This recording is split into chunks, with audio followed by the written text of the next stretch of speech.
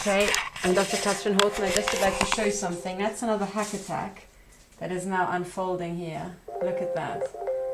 This has been done to me like over and over and over. We cannot use your computer. Look, I'm not even touching it. And it's just opening and closing windows madly. And I have to switch this thing off. Sorry, I just want to save my data. Okay, so, and look at what happened. So I wanted to demonstrate to people this. Sorry, I have to see if you can actually see what I'm doing. Hang on, just a moment. I need to attach the camera. So what I did is I wanted to demonstrate, people kept talking on about the Faraday cage. Well, this is a Faraday cage, okay? So I've got a little, I had to put a little hook in the ceiling, and I was just about to spread the Faraday cage here around my desk when the hack attack happened. And basically I wanted to show people that what happens is that they literally just crank up the attacks. So directed attacks I couldn't actually block out, you know. But it's quite curious. I've just hung it up here, and as soon as I hung it up, the measuring laptop was attacked and essentially disabled, and this means my measurements have disappeared, and some of them, you know, some of them actually just disappear for good. So you know, again, the hack attack was correlated with me trying to demonstrate something here. But anyway, now that I've got this out, and now that I started talking about Faraday cages, so first of all, what is this material? This material is a polymer, but intermixed with silver. Okay, so it is actually a metal. This Faraday cage is big enough for a double bed. That's why we bought it. But it's not enough to actually block out the attacks. It simply isn't good enough. So the actual meshing size, one can look up on the website. You can see that you can see my hand through there. And this is a Faraday cage. This is sold by Aronia, so Aaronia.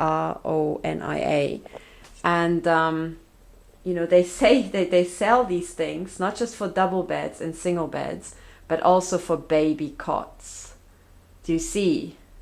Because, and it's all sold under electrosmog, but if you look at the manual, the word electrosmog is put into inverted commas, and that's because Aronia is also the same manufacturer as makes those little antennas and sells the detectors. I've bought the detector, but if you put a black box onto the end of the antenna here, you know, you will end up with an assault weapon.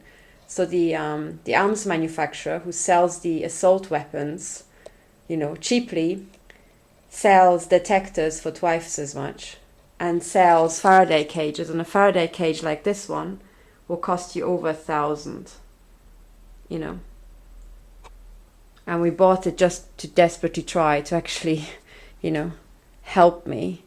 So this is the sort of money that you have to spend when you're being attacked, because, or just try to, but I am personally saying, I mean, by all means, buy this Faraday cage, but one of the things I discovered is that they will just crank up the power or change the wave shape or however they do it. I'm still not 100% sure, but I found that the Faraday cage offered me no protection.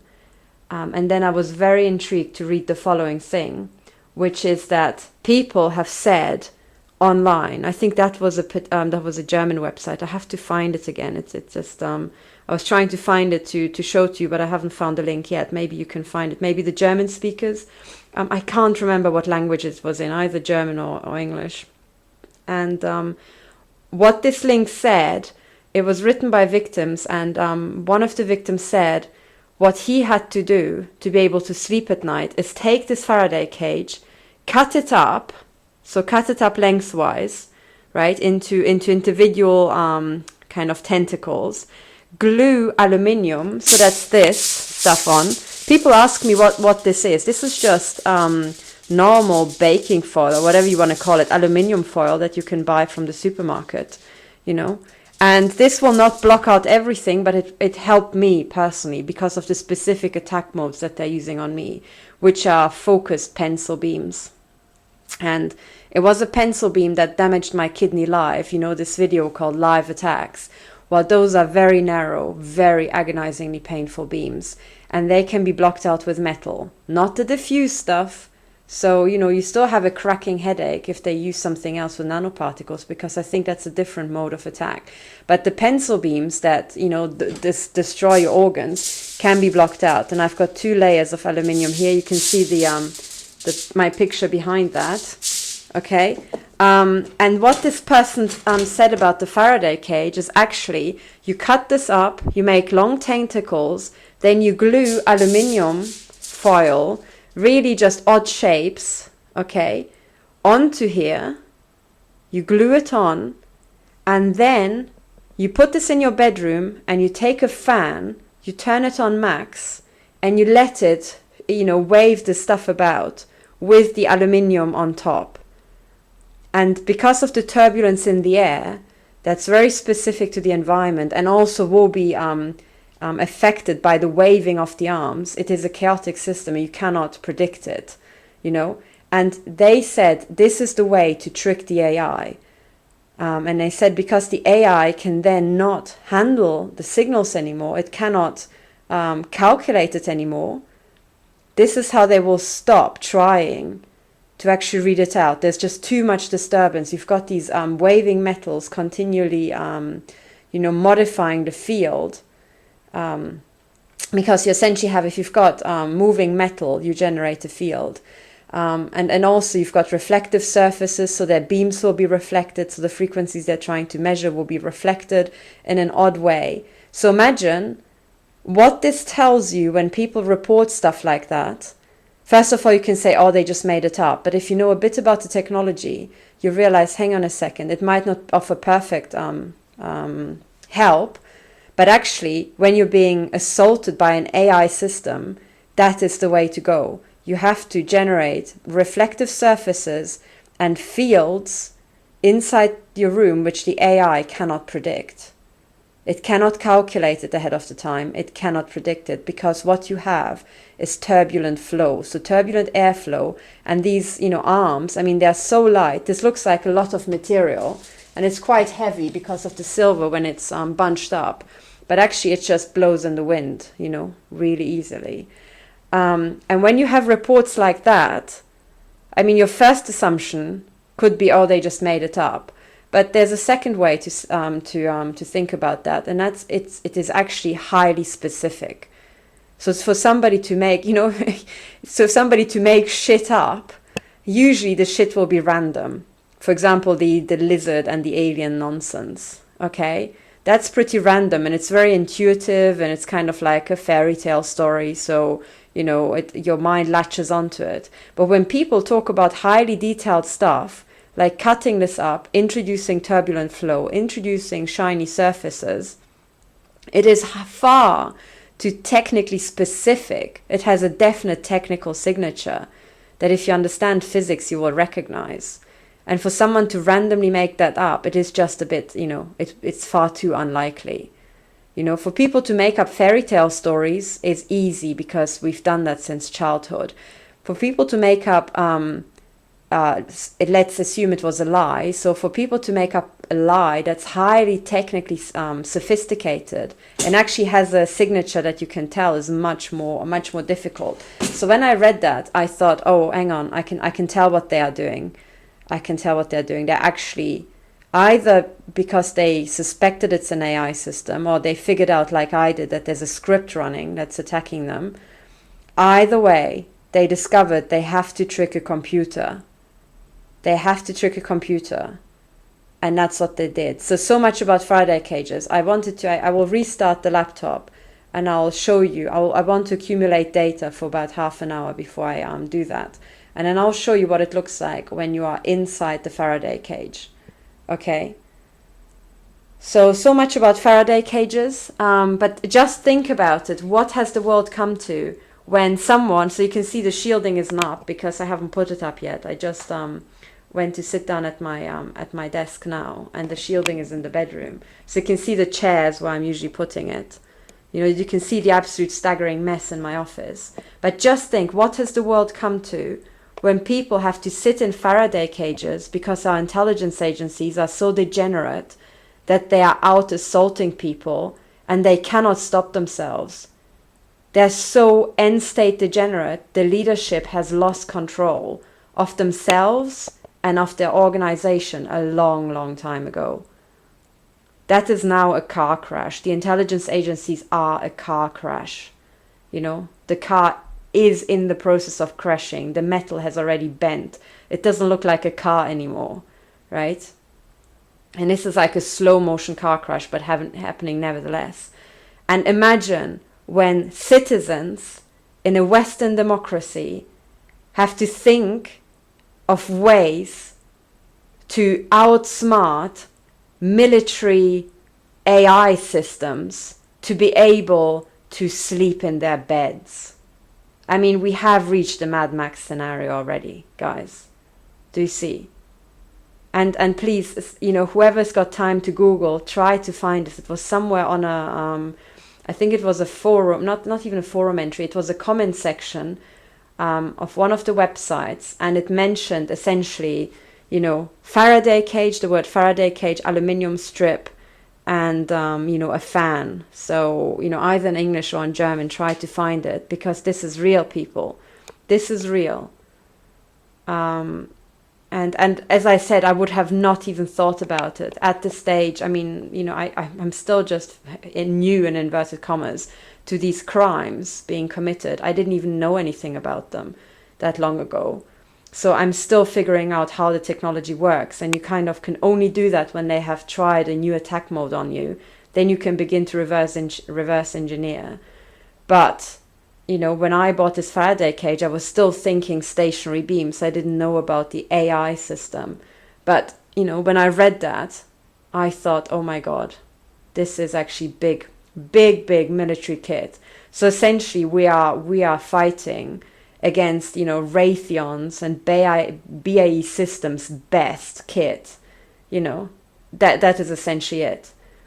So we have civilians having to defend themselves against military equipment that is being used in times of peace, because nominally we're still in times of peace. I mean, de facto we're at war, and we have been at war for a long time.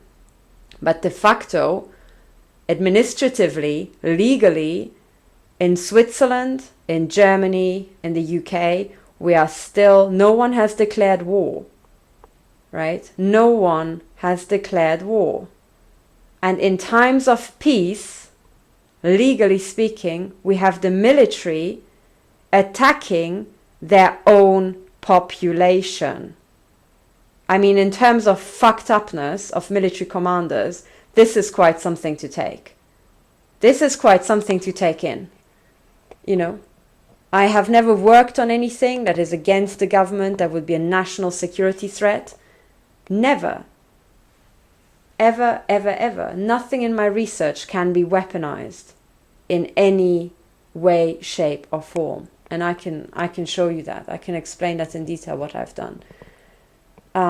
So I am innocent.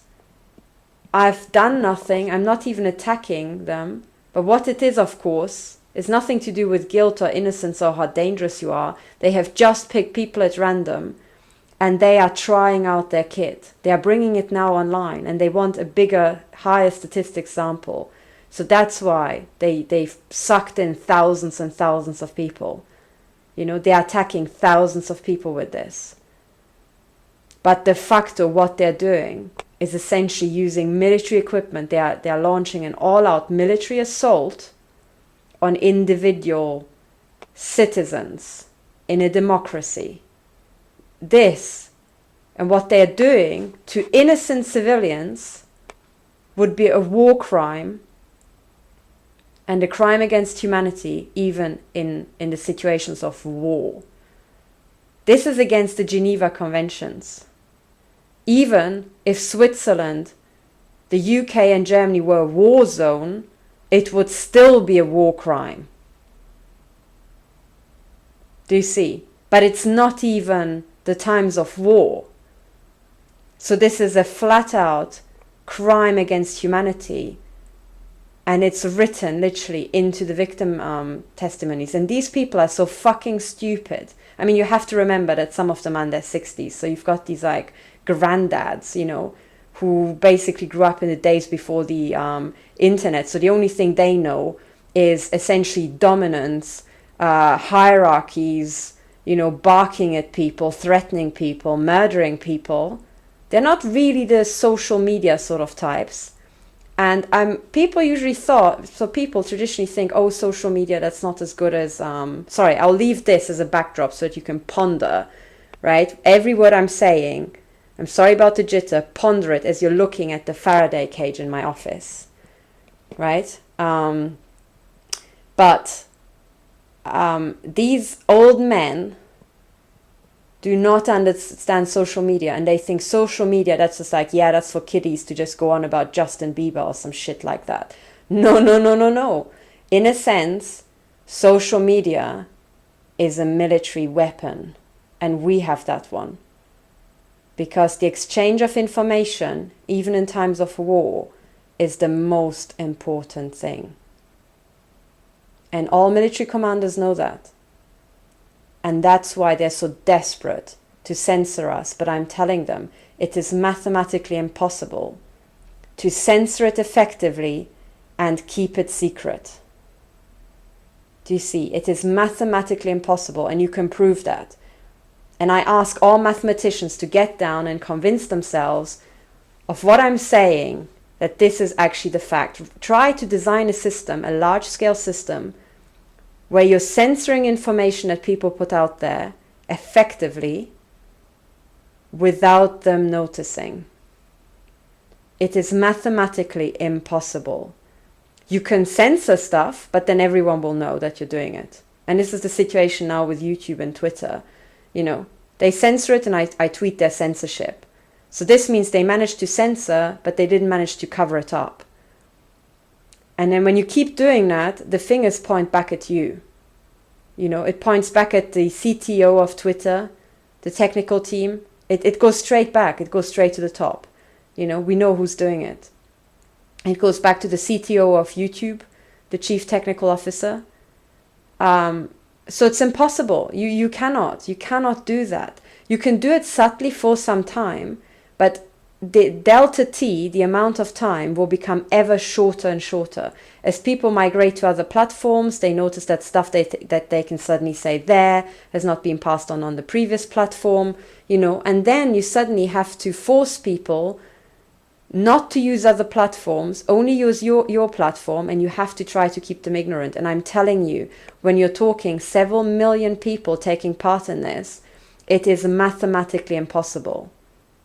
Do you see? You might as well just give up. You can piss people off for some time, but it is mathematically impossible for you to succeed. Do you understand? Because of the mathematics of networks and because of the speed of interactions. But these granddads who are running these, you know, ossified systems haven't studied mathematics. They are there because either they're the most psychopathic of the lot, or because they're the most brutish of the lot, or because their daddy had a lot of money, or because their daddy slept with the right guys, you know, all of this stuff. But you don't have mathematical prodigies at the head of these organizations, and that's their problem. And they have murdered mathematical prodigies, these morons, thinking that the mathematical prodigies are their biggest threat, not realizing that the biggest threat is the inertia of this complex system, which is going to crush them. It is the total sum. It's like killing the person who stands next to the rail tracks, screaming at you, saying, get off the tracks because a train's going to hit you. And then you shoot the person in the head because he's screaming at you, and you don't want, you know, people around you to know that he just screamed that at you. Well, you moron, he was screaming about something else. You're still going to be hit by the train. And frankly, when a train is coming at high speed, what many people don't know is the braking distance of a train, and I will go into that now in great detail because it's very important. And keep staring at this Faraday cage because that's what this is about, right? Keep looking at this. I'm not going to show my face in this video. What many people don't know about a train is its stopping distance. It is kilometers. So if you want to stop in Dorking Station or in Birmingham, International Station, Birmingham Central, you have to start putting on the brakes kilometers before, because the mass of metal and iron that you have to bring to a halt is enormous. And if you don't put on the brakes at the right time, if you oversleep, you are going to run straight through the station, and there's a point of no return where mathematically it is impossible for you to brake that thing within the distance that's left to you. Right? But you know what your stopping distances are with a car, but a car is like a tiny bit of metal. It's maybe like 1.4 tons or something, while a train is a different ballpark. So even though there are brakes on every single one of the wheels, I think, I'm actually not sure how the brakes work exactly, but physically it is impossible to put enough force on, right, to actually bring this to a halt. So an emergency stop, also if you pull it, there will be an actual stopping distance, but it will be nothing like a car. Okay, because if it did, everybody inside would die. Okay, and literally the carriages would fly out of the what's it called, the tracks. So there are laws of principles from the laws of physics that say a train cannot have the same stopping distance as a car. And if you want to come to a controlled halt, you have to put on the brakes way before you reach a station. So you'll start braking, And in the end, the last couple of meters, it looks like it's braking like a car, but it's not really, But a high-speed train cannot be stopped. The stopping distances are literally like a kilometer or more. And therefore, right, it's the same here, because actually what you're seeing is the power of inertia. There's a law of physics describing that, okay? Which will determine what sort of force you have to apply to just bring this thing to a halt. Okay, now what many people don't know is that the same thing is true of complex systems. An analogous law exists that says if you want to stop a complex system, it's like a train, there will be a stopping distance. This will be an amount of time. And you cannot stop a complex system. Even if you're the CEO of the world, you cannot do that. It is physically impossible. As much as you can be the owner of the rail company, right? But if you're standing on the tracks and you called on your mobile phone the person operating the train and you told him to put the brakes on now, and he put on the brakes straight away, because of the laws of physics, you might still be run over. Do you see? And that's the same thing with complex systems. And this is what I want people to understand. And I'll make a video about that. But, that is essentially it, right? We are now working with complex systems and we have to make them stop. And it's really funny because the people at the top, they are just jeering at us. And what they don't understand, these morons, because they're a bunch of old guys who only understand threats and death threats and weapons and shit, but not mathematics. What these old guys don't understand is they have been strapped to the rail tracks. We are on the train, we are on the train, and the train is also going to hit a rock on the tracks. But the people who own the rail company have been strapped to the rail tracks before the rock. So we are screaming our heads off trying to stop this, the rail, stop this ginormous machine because we are scared of hitting the wall. Meanwhile, the owner of the rail company is talking to us on his mobile phone and poking fun at us, saying, you're all gonna die, not realizing that someone else has strapped him, handcuffed him to the rail tracks, and we're gonna, the engine, the machine, is going to hit him first before we hit the wall. And I can explain using systems analysis why that's the case. But this is what you have to understand now, right? So these old men, they do not understand mathematics. They do not understand systems analysis. They're very good at jeering, but it sounds like a stupid child, putting his tongue out at you when you're trying to save his life. You have to ignore it because the dumb kid doesn't even know what the hell the situation is. Do you see? So we are at war. These men have unleashed the war. They only understand human experimentation, subjugation. They are far too top-down management types to actually understand what the fuck is going on in their own organizations. And essentially their brains are conditioned on power, on self-glorification, on child sex abuse, on turning on the weakest, which make you feel great, makes you feel great for some time, but they don't understand that the people who have been feeding them the children to rape, the people who have been, glorifying them, are also clinical psychopaths. And the one thing clinical psychopaths will do is if there's an opening, they will take the leadership position. They will stab them in the back at the drop of a hat. And right now there's just so much to get in terms of wealth and power. So for the leadership, now is the most dangerous time. And what I'm trying to say to Mr. Global and his buddies is you can continue jeering, but there are very few mathematical prodigies left who can figure out what the fuck to do to save your life. And every one of them is precious. Do you understand? So you can continue. By Jove, I'm not a mathematical prodigy, but I figured out some stuff faster than others.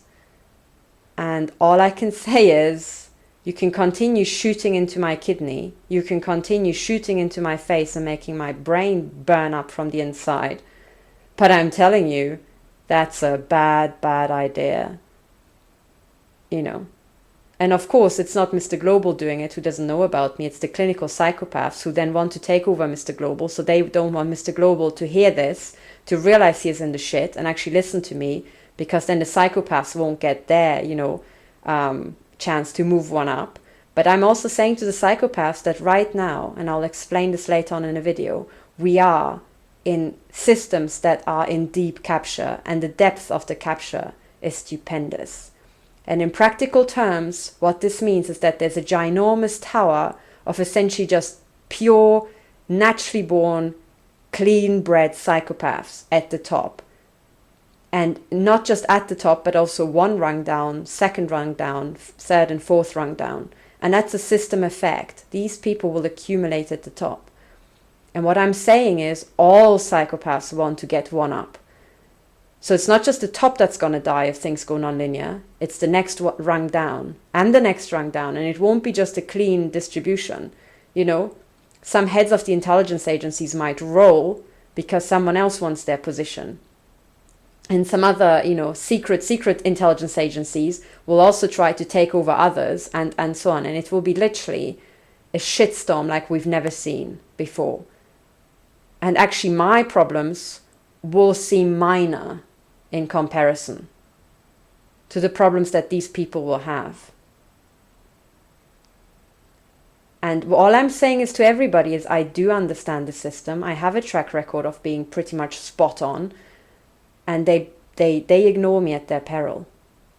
I'm saying exactly the same thing as Katherine Horton is saying, who I consider to be the most intelligent woman on the internet I've met so far. I think there are many more intelligent women who I've just haven't listened to yet. But so far, Katherine Horton is the most intelligent woman out there on the internet who I've met so far. And she's saying the same thing. She says, we can do this nicely. You can do it the nice way, or we can do this the rough way. And the rough way won't just be rough for me. Actually, my situation will be fairly minor. I'll have a fairly easy ride in that scenario compared to what's going to happen at the top. Okay, so what we've reached is all our systems are now at breaking point. Many more systems that I've even went into and I have elaborated on. And they're all at breaking point. So we need to cycle the system. And I'm telling you, if we cycle the system nicely, everybody's going to stay alive at the top. But if there's any non-linearity, simply because of the amount of wealth that people can now get their hands on, because of the amount of power that they can temporarily get their hand on, the incentives to kill off the top are stupendous. And what these people don't realize is that they have pointed guns at each other's head all around, and they are just waiting. They are just waiting for the system to go slightly non-linear to pull the trigger. And this is essentially guns all around. Literally.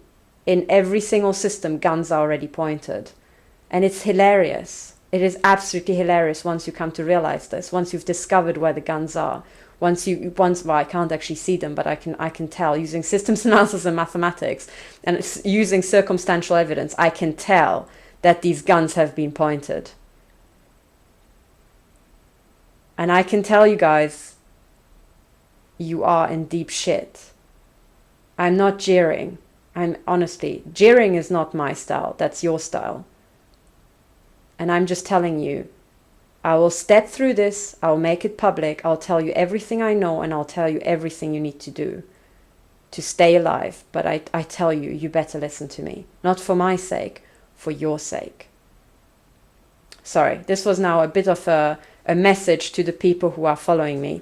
But for everybody else, right? I want you to see this. This is what we're dealing with, because we need everybody's help. So it doesn't matter if you're Mr. Global. It doesn't matter if you're senior leadership, if you're the head of MI6 or retired head of MI6, or if you're literally just Joe Blogs, just having met this YouTube video just by pure chance. We need you all equally. And that's the thing about complex systems. If you want to cycle a complex system to a more sustainable model, where the top leadership isn't killed off, right? You need everybody's help. You need to do a system broadcast that this is what we're doing. And now everybody, all hands on deck. Do you understand? All hands on deck. So all heads of MI6 and MI5 come out of retirement now. And better listen. All Mr. Global in Russia, China, everywhere. You better listen. We're going to cycle the system, and I'm telling you, whatever your war simulations and your top-notch advisors tell you, they are clinical psychopaths.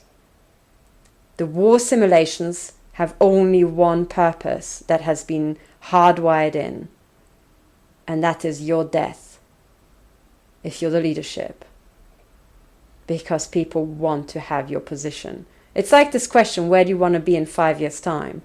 You know, a psychopath will say, in 5 years' time, I want to have your job.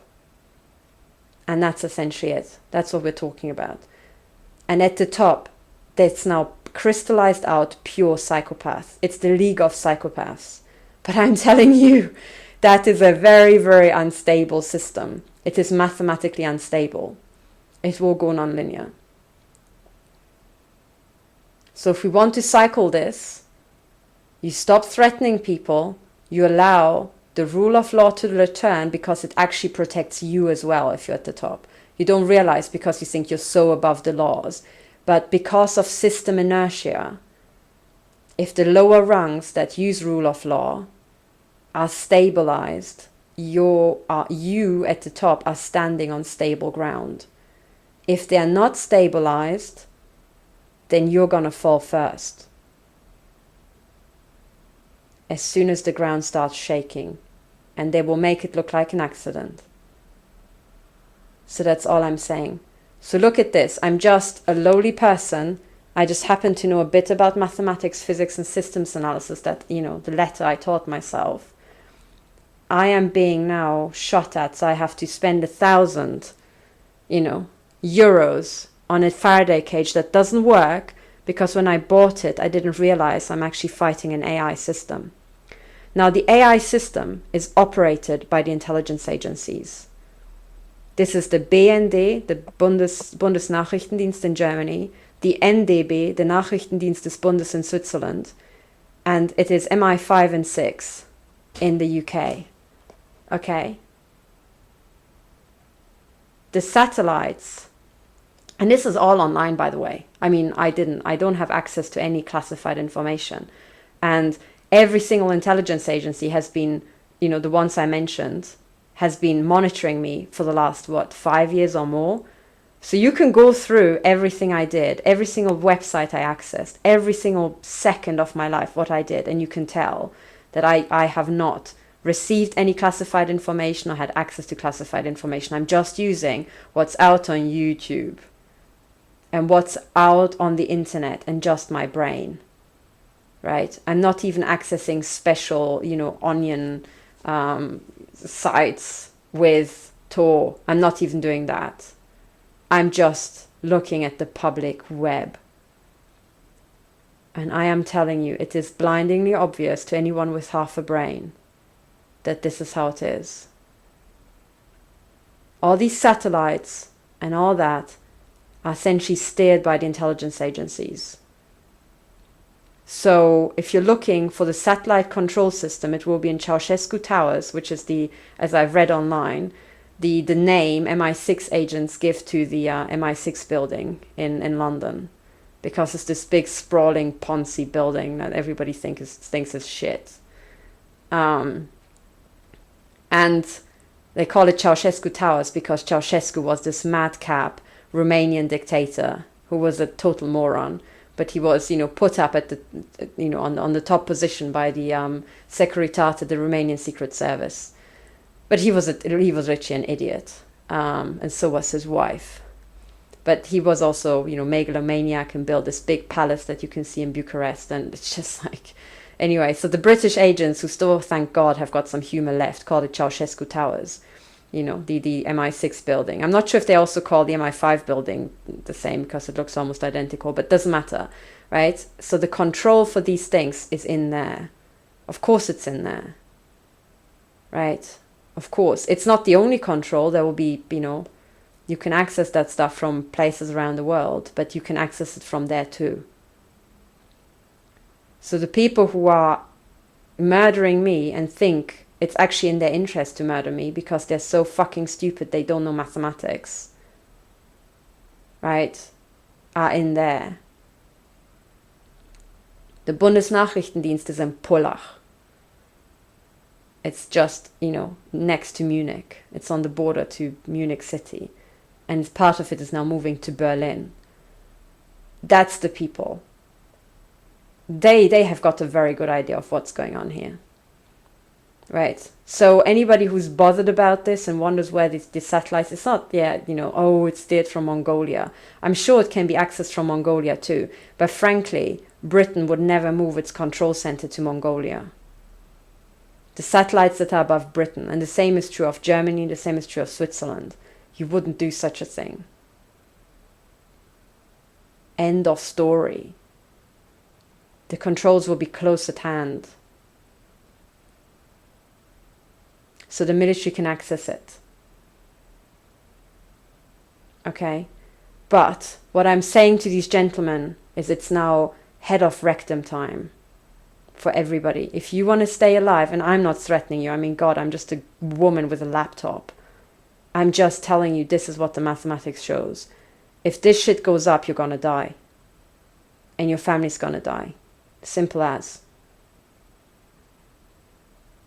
So please, I'm telling you, can you please stop microwaving my head?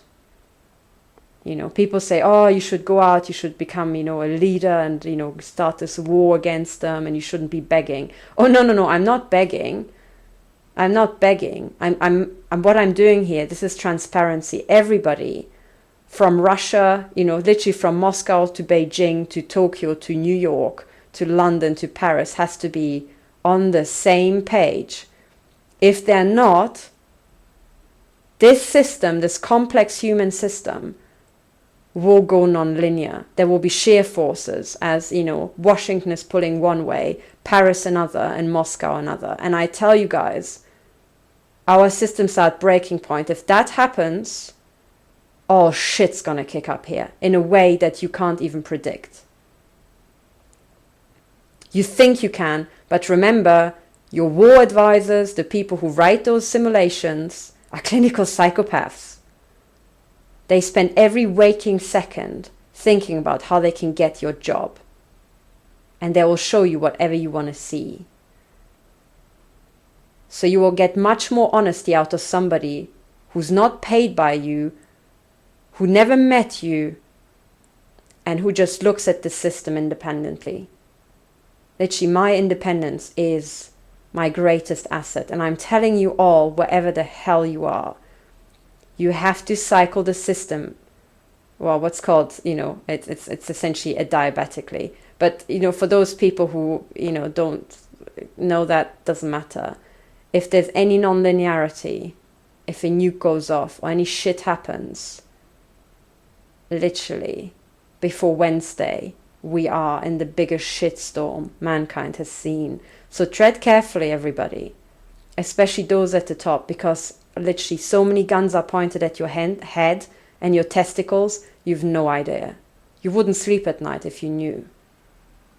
And it's clear that this is what would happen in a situation like that. Okay? It happened in Rome, in ancient Rome. It happened over and over. It happened with the Aztecs and so on.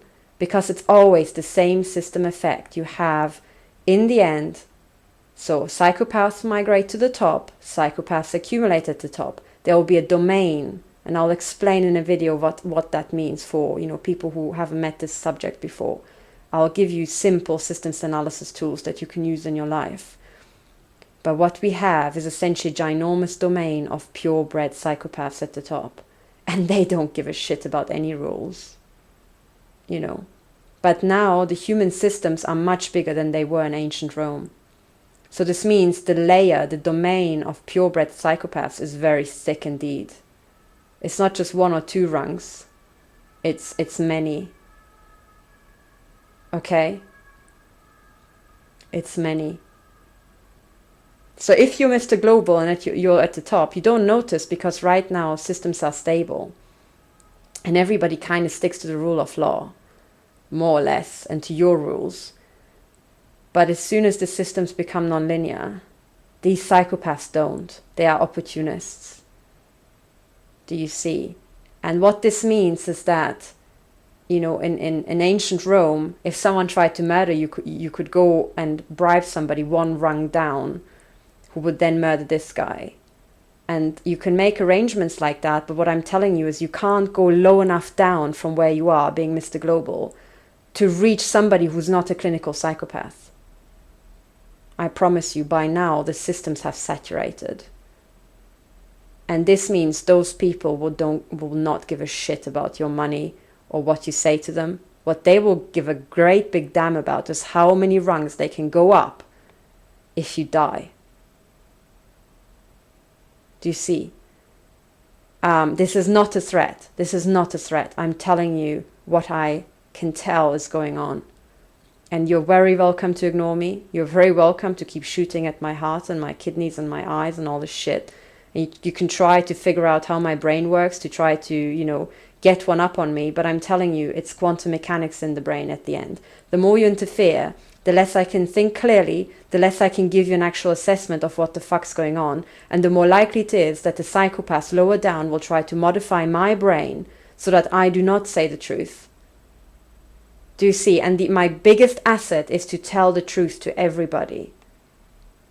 To give you a true image of what actually is going on so that you can make the correct decisions. Do you see? So, murdering your mathematicians, murdering your math prodigies, murdering your intelligent people, interfering with their brain, what this is you actually tugging at the trigger of the gun that's pointed at your bollocks. You're very welcome to do that. But I would encourage you to stop. Thank you.